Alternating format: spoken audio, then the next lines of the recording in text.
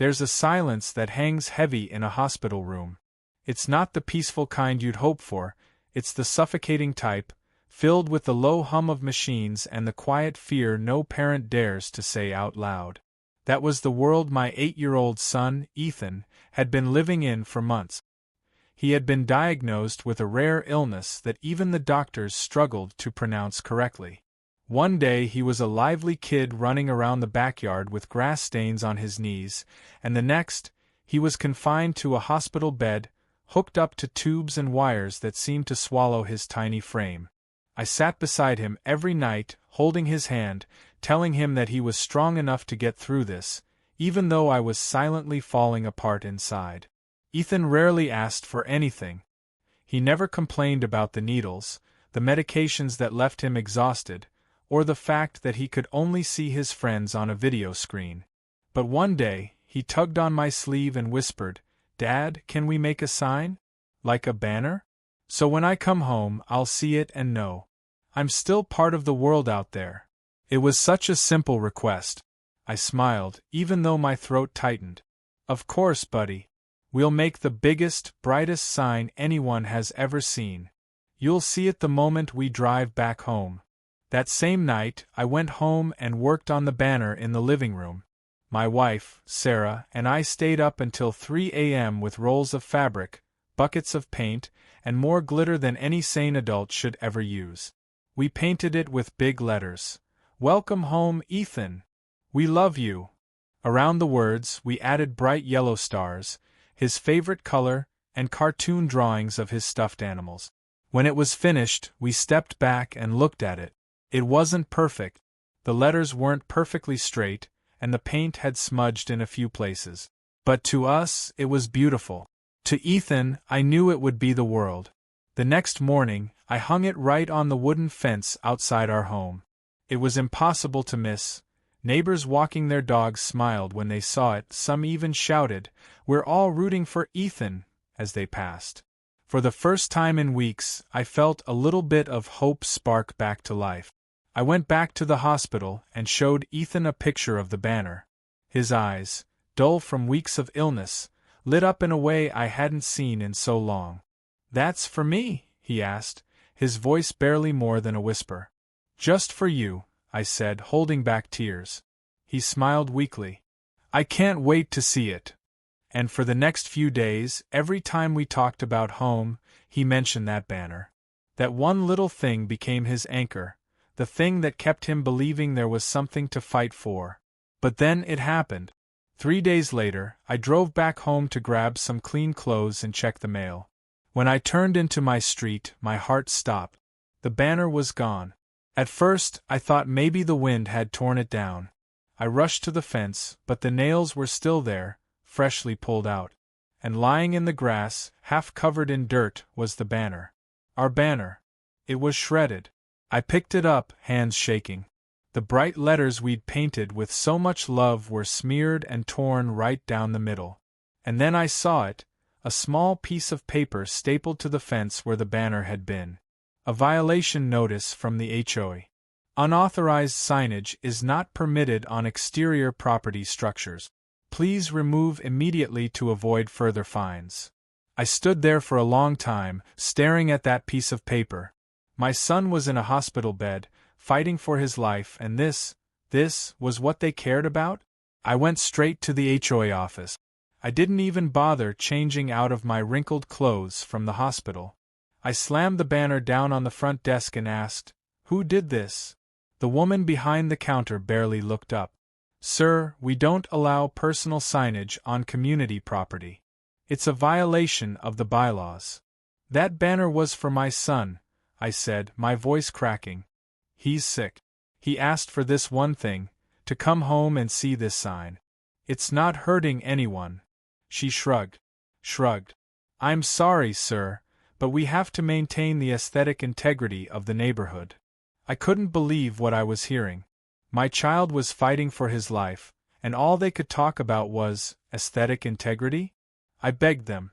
I explained everything, Ethan's illness, how much that banner meant to him, how it was the only thing keeping him hopeful. But they just stared at me with blank expressions. One board member even said, "If we let you do this, everyone will think they can put up signs. Rules are rules." I left the office that day feeling like someone had kicked me in the chest. When I got back to the hospital, Ethan asked, "Did you make the banner bigger?" He giggled softly. "You said you might add more stars." I couldn't tell him. I couldn't tell my son that a group of heartless people had decided his one wish didn't matter. I just nodded and said, "Yeah, buddy. It's going to be amazing." But inside I was breaking. That night, after Ethan fell asleep, I sat alone in the hospital's dimly lit hallway, the shredded banner clutched in my hand. I felt the weight of every tear he had shed, every night I'd prayed for him to just have one more day. And in that moment, something inside me shifted.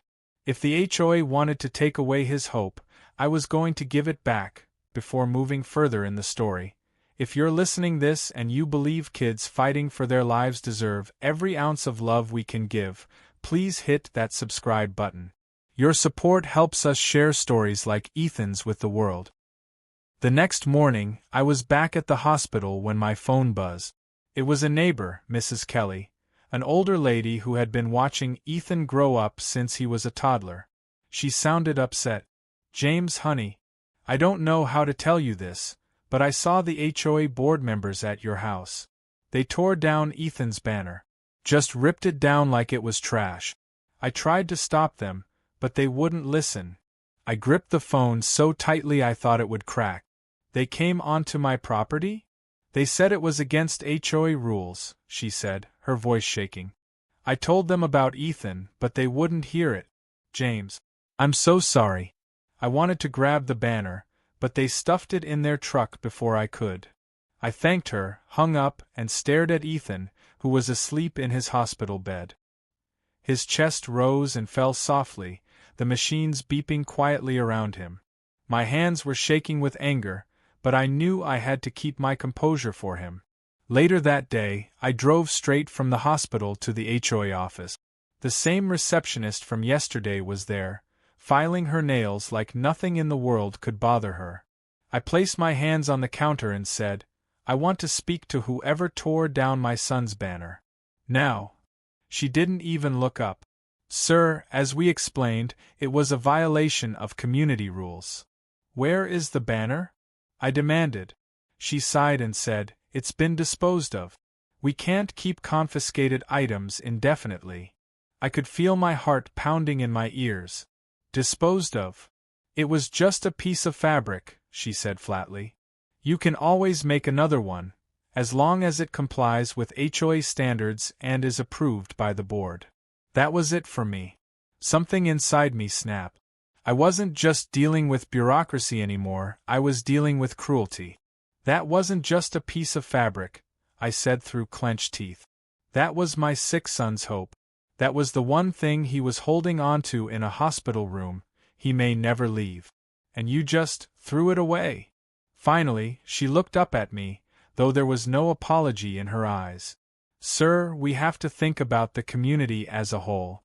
One sign leads to another, and soon everyone's property value is at risk.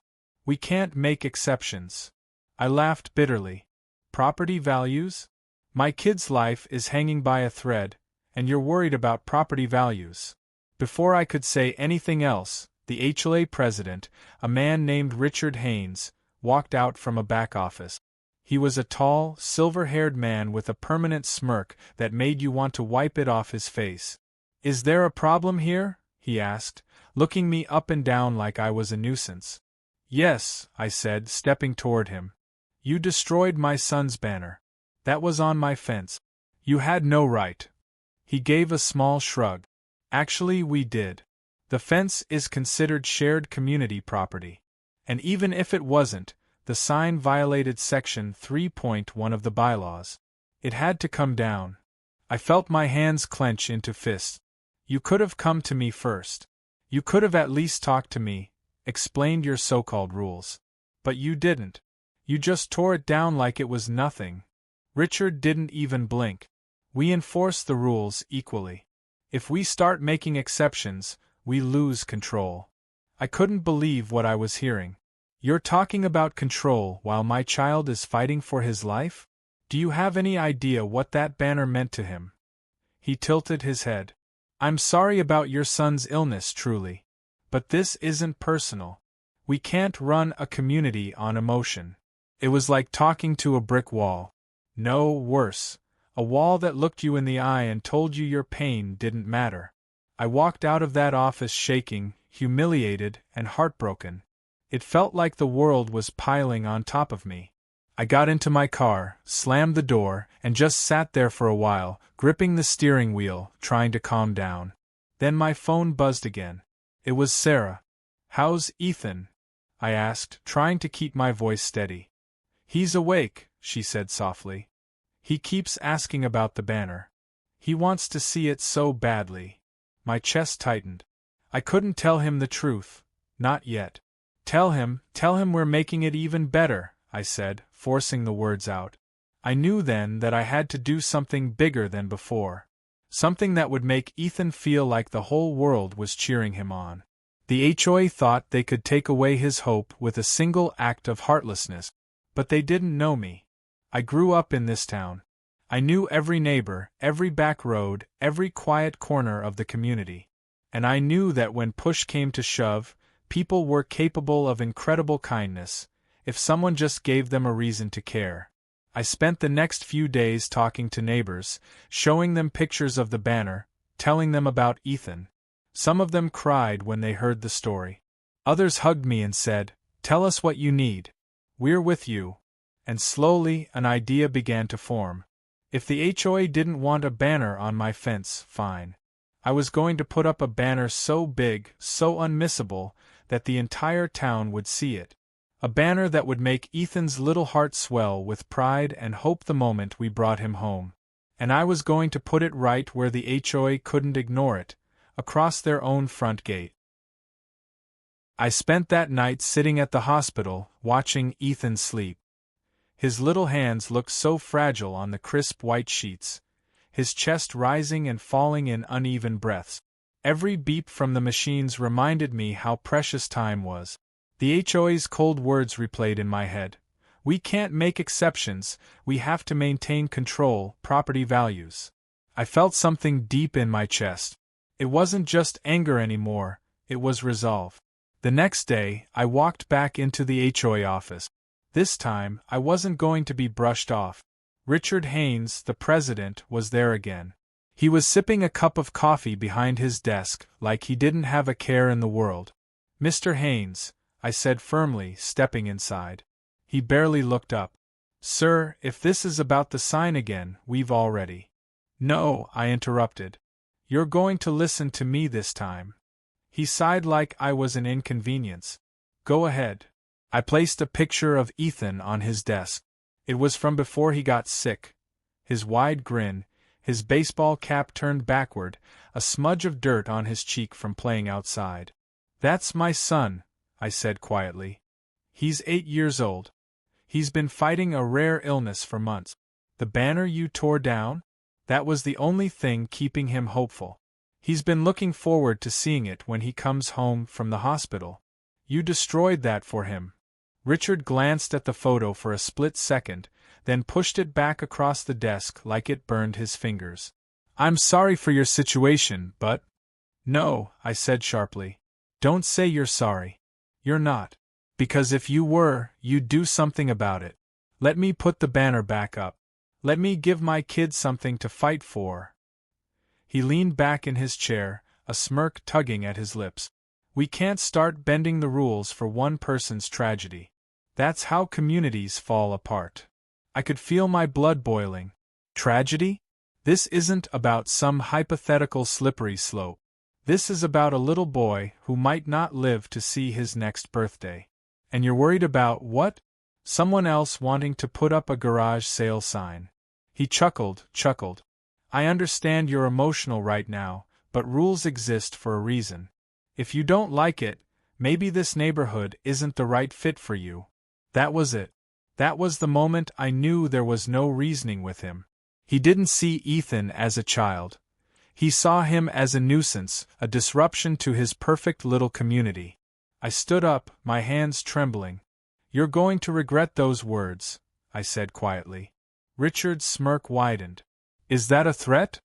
No, I said, leaning forward so he could see the fire in my eyes. It's a promise. I walked out before I did something I'd regret. When I got home, I sat in my truck, head against the steering wheel, trying to figure out how to make this right. That's when my phone buzzed. It was Mrs. Kelly again. I heard what happened at the office, she said. James, honey, what are you going to do? I don't know yet, I admitted. But I'm not going to let Ethan down. There was a pause on the line. Then she said, Tell me what you need. I'll help you. And just like that, the plan started forming. That evening, I started calling every neighbor I could think of. I explained what had happened, how the HOA had shredded Ethan's one source of hope, and how they refused to budge. I expected some people to hesitate, maybe not want to get involved. But what I got was overwhelming support. James, I'll donate fabric, one neighbor said. I've got a sewing machine, another offered. I can paint. Tell me where and when. Even people I barely knew were reaching out, offering to help. Word spread fast in our little community. By the next morning, my garage was full of neighbors, kids, parents, retirees, working together like an assembly line. Huge rolls of fabric stretched across the floor, covered in paint, glitter, and messages of love for Ethan. It wasn't just a banner anymore.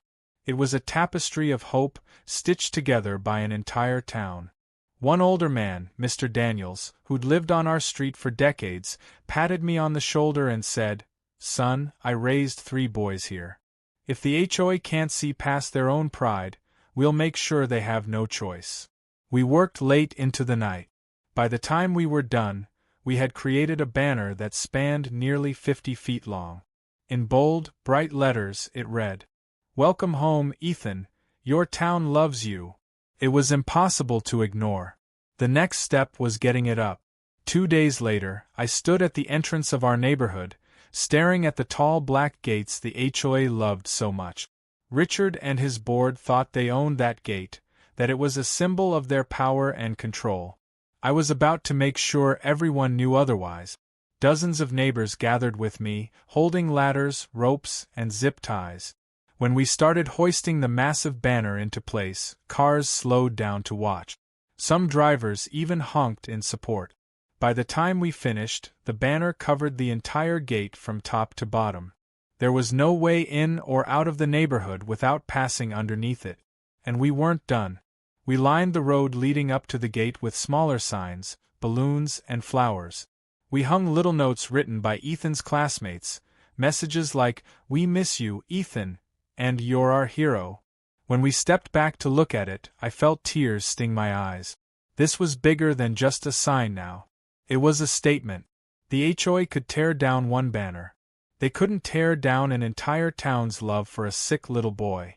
But of course, Richard wasn't going to let this go without a fight. He showed up about an hour later, storming out of his car like he was ready to declare war. Take this down now, he shouted, pointing at the banner. I stepped forward, calm but unflinching. No. This is vandalism, he barked. You're trespassing on HOA property. I shook my head. This isn't vandalism. This is compassion, something you clearly don't understand. He glared at me, his face red. If you don't take this down, I'll call the police. Go ahead, I said. Explain to the police that you're trying to destroy a get-well banner for a dying child. See how that plays out on the evening news. For the first time, Richard hesitated. I leaned closer, my voice low. You can't bully your way out of this. You messed with the wrong family, Richard. You're not just fighting me anymore, you're fighting the whole town. His eyes darted to the crowd of neighbors behind me, all glaring at him, ready to defend the banner with everything they had. And for once, Richard had no words.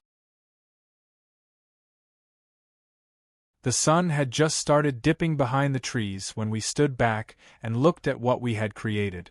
The banner was massive, covering the entire wrought iron HOA gate. It shimmered in the soft golden light, filled with colors, stars, hearts, and messages of love. It was impossible not to stare. Children were pointing and giggling, couples were holding hands and reading the words aloud, and neighbors were taking pictures to post online with captions like, "Ethan, we're with you." It wasn't just a banner anymore. It was a declaration. And then, the best moment of all, a neighbor's little boy stood under the sign and yelled, "We love you, Ethan!" And the whole crowd erupted into cheers. For the first time in weeks, I smiled. Really smiled. But I wasn't the only one who noticed the banner. About an hour later, Richard Haynes' shiny black SUV came screeching up to the gate. He slammed the door and stalked toward us like a storm cloud in a suit. "What the hell is this?" he barked, jabbing a finger toward the banner. I stepped forward, meeting his glare with calm resolve. "It's a welcome home banner for my son. The one you ripped down." "This is vandalism," he shouted. "You've completely blocked the HOA gate. Cars can't even get in and out without scraping this thing." I looked him straight in the eye. "Good. Maybe then people will stop and read it." He stared at me like he couldn't believe the audacity. "Take it down now, or I'll have the sheriff out here before dinner." I crossed my arms. "Go ahead. Call the sheriff. Let's see how the news covers you tearing down a town-wide get-well banner for a sick child." His face turned beet red. "You think you can intimidate me?" "I'm not trying to intimidate you," I said. "I'm reminding you that the world doesn't revolve around your aesthetic integrity and property values. This community is about people, Richard. People who care about each other. You should try it sometime." Behind me, the crowd of neighbors murmured their agreement. Mrs. Kelly stepped forward, her silver hair shining in the fading light. "James is right. You should be ashamed of yourself. We all pitched in to make this banner, and none of us are taking it down." Mr. Daniels, the old man who had been helping since the beginning, added, "You want it down? You'll have to go through every single one of us." The crowd closed in around the gate, shoulder to shoulder, forming a wall of defiance. For the first time since this whole ordeal began, Richard didn't have his smug grin. His eyes darted around the group, searching for anyone who might back him up, but there was no one. I took a step closer. "You don't get to break my son's spirit and walk away like nothing happened. You destroyed the one thing he was holding on to. We're not just putting it back, we're making it bigger. You can fine me, threaten me, or even call the cops, but you're not taking this banner down." Richard's jaw tightened. He looked at the banner, then back at the crowd. "This isn't over," he muttered, pointing a shaking finger at me. "You'll regret this." "No," I said, my voice steady. "The only one who should regret anything is you." He turned on his heel and stormed back to his SUV, tires squealing as he sped away. The crowd cheered, but I couldn't help thinking about what Richard might do next. That night, I barely slept. I kept replaying the confrontation in my head. Would Richard call the police? Would he send someone in the middle of the night to tear down the banner while we weren't looking?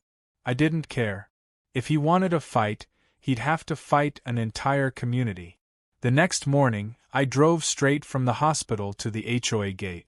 To my surprise, the banner was still there, swaying gently in the breeze. People had left flowers, balloons, and handwritten notes around the base of the gate overnight. It looked like a living memorial of love. Mrs. Kelly was already there, sipping her coffee in a folding chair. "Morning, James," she said with a smile. "Don't worry, we've been keeping watch." I felt a lump in my throat. "Thank you," I said softly. Later that day, Sarah called me from the hospital. Her voice was trembling. "James, the doctors say Ethan's stable enough to come home tomorrow." I felt tears rush to my eyes. "Tomorrow?" "Yes," she said, crying now. "He's been asking about the banner nonstop. I can't wait for him to see it." I smiled through my tears. "He's going to love it, Sarah. He's going to feel the whole town behind him." The next day, I drove to the hospital with my heart pounding. Ethan looked so small in his wheelchair, but his eyes were brighter than they'd been in weeks. "Are we going home, Dad?" he whispered.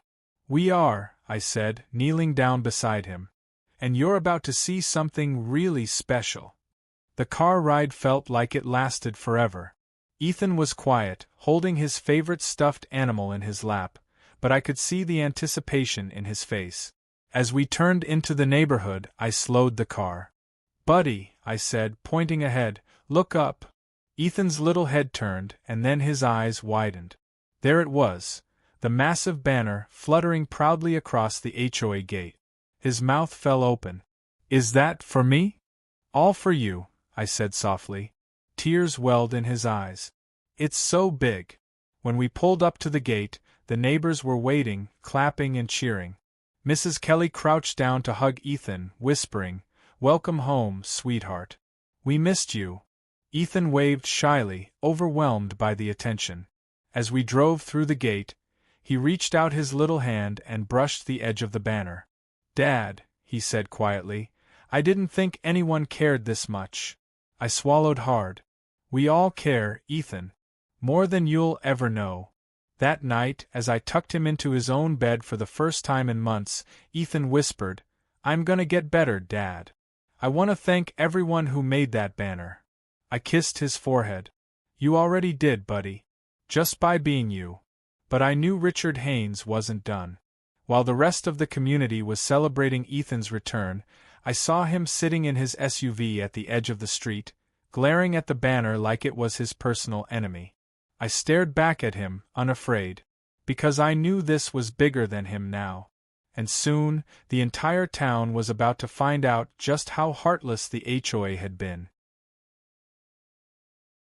The morning after Ethan came home, I woke up to the sound of laughter. For a moment, I thought I was dreaming. But when I stepped into the hallway, I saw Ethan sitting in the living room, wrapped in a blanket, grinning from ear to ear as he watched a group of neighborhood kids playing with balloons in the front yard. "Dad," he said, pointing toward the window, "they're here for me." "Yes, buddy," I said, crouching beside him. "They're all here for you." Neighbors had started dropping by with casseroles, cards, and gifts for Ethan. Some brought handmade blankets, others gave him books or little toys. Mrs. Kelly brought him a batch of her famous chocolate chip cookies and kissed the top of his head like he was her own grandson. Every visitor had the same reaction when they saw the banner stretched across the HOA gate. They'd stop and stare, some with tears in their eyes, and whisper, "Wow." It wasn't just the banner anymore, it was the way it had brought the entire community together. By noon, the story had spread beyond our little neighborhood. A local news crew showed up, cameras rolling, wanting to know more about the boy behind the banner. "We heard about the HOA tearing down the original sign," the reporter said, microphone in hand. "And then we heard about the town's response. Can we interview you and Ethan?" I looked at Ethan, who nodded shyly. "Okay," I said. The reporter crouched down to Ethan's level. "What does it feel like to see that big banner with your name on it?" Ethan's voice was quiet but steady. "It makes me feel like I'm not alone," he said. "Like I can get better because everyone believes in me." The reporter's eyes welled up with tears. "You're a very brave boy, Ethan." The news segment aired that evening, and that's when everything exploded. People from all over town started coming by just to see the banner. They left notes, flowers, and little stuffed animals at the base of the gate. Some even offered donations to help with Ethan's medical bills. But the biggest shock was what happened at the next HOA board meeting. Richard Haynes had no choice but to hold it in public. Everyone wanted answers. The community center was packed wall to wall with angry neighbors, holding pictures of the banner and signs that read "Compassion over Control" and "Let Ethan's banner stay." I sat in the back with Ethan and Sarah, quietly holding my son's hand. When Richard stepped up to the podium, the crowd erupted with boos. He tried to wave them down, but no one was listening. "Order," he shouted. "We have to maintain order." A neighbor shouted back, "We're here because of your lack of order, Richard." Another yelled, "You tore down a sick child's banner. How could you?" Richard's face was pale, his usual arrogance gone. He tried to defend himself, muttering something about rules and community standards, but the crowd wasn't having it. Finally, Mrs. Kelly stood up, her voice trembling with righteous anger. You care more about property values than human values. This boy, this family, needed kindness and you gave them cruelty. We're done with your kind of leadership." The room erupted in cheers. One by one, board members began resigning on the spot. By the end of the meeting, Richard was the only one left, and even he looked like he knew his days were numbered. The next morning, I walked outside with Ethan and saw something I'll never forget. The HOA gate was still covered with the banner. But now, hanging right beneath it, was a new sign. Effective immediately, the HOA board has voted to allow banners in support of resident. Compassion comes first. Ethan read the sign aloud, his little voice proud and strong. "Compassion comes first," he whispered. "That's because of you, buddy," I said, hugging him. The weeks that followed were full of small miracles. Ethan's health slowly improved, and each day, he was able to walk a little further, smile a little brighter. The doctors said the positive environment and support he was getting at home made a real difference in his recovery. Every time we drove through the gate, he'd look up at the massive banner and grin. "It's still there," he'd say. "Yes," I'd reply. "And it always will be." But the biggest surprise came about a month later. One afternoon, I came home to find a stack of letters in the mailbox. They weren't bills or advertisements, they were letters from strangers all across the state. People had seen the news story about Ethan and wanted to send their love. Some of the letters were from other parents with sick children. One mother wrote, "Your story gave me hope for my daughter. Thank you for reminding us we're not alone." I showed the letters to Ethan and his eyes sparkled. "Dad," he said softly, "maybe our banner helped other kids too." "It did, buddy," I said. "It really did." That night, we held a small celebration at the neighborhood park. Neighbors brought food, kids played games, and everyone took turns hugging Ethan and telling him how proud they were of him. At one point, Mrs. Kelly pulled me aside. "James," she said, tears shining in her eyes, "I've lived here for 40 years, and I've never seen this community come together like this. Your son changed us." I looked over at Ethan, who was laughing with his friends, and felt my heart swell. "He changed me too," I said quietly. Before we went home, Ethan asked if we could stop at the gate one last time. We stood together beneath the massive banner, the cool evening breeze tugging at the fabric. "Dad," he said, "when I get better, can we help other kids the way everyone helped me?" I knelt down and hugged him tight. "That's exactly what we'll do," I said. And as we stood there, I thought back to the day the HOA ripped down that first banner, the day I felt like all hope was gone. I realized then that they hadn't just torn down a piece of fabric. They had unknowingly sparked something bigger, a movement of compassion that no rule book could ever erase. Ethan still has a long road ahead, but every time we drive through that gate and see the banner, we're reminded of one simple truth. Love is louder than fear. Compassion is stronger than control. And a community that stands together can change everything. Backhand index pointing right. Thank you for staying with us until the end. If Ethan's story touched your heart, please hit the subscribe button and help us spread this message. Compassion always comes first.